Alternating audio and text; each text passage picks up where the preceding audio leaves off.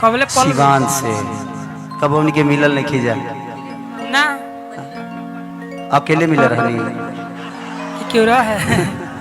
अब भीड़ में मिलला पर कहाँ पता चलिए हमें हतना लोग कितना लोग के चिन्ह पाओ। परिचय अगर बढ़िया से करना है तो हम दोनों को अकेला मिलना पड़ेगा। सही बात। का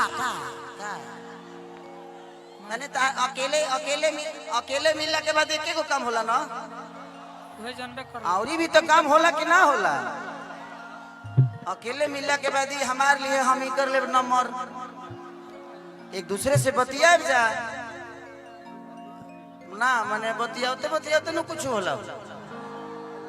मान के चलिए हमारा प्रोग्राम है हम का प्रोग्राम में जाए तो बतियाने से होता है। अच्छी है आप बहुत अच्छा बहुत सुंदर भगवान ने आपको फुर्सत से बनाया है।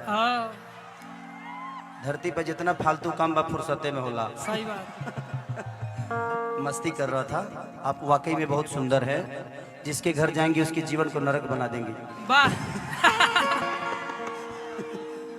मैं जितना बात कहता हूँ देखा लो यूट्यूब वाला लो भाई तारा लो से बहुत डर लगता है यार। हम कुछ कहते हैं तो तू लोग वायरल कैसे कर देता मर्दे।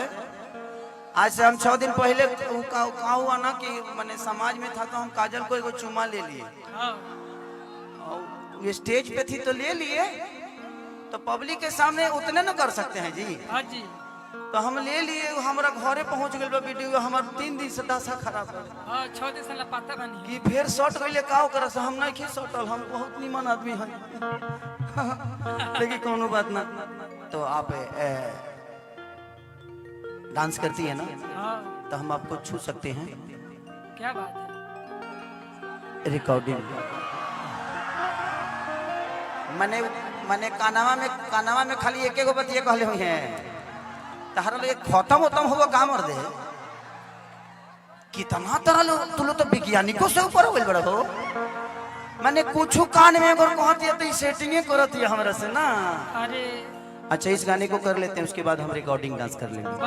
ना ना ना तू जेबू हम के जिए हो तू रह मान के चले कि आग के लगे मोम के रहल जरूरी बना ना तो दिक्कत है हमर मोमबत्ती बुता जाई रे दादा देखाओ रे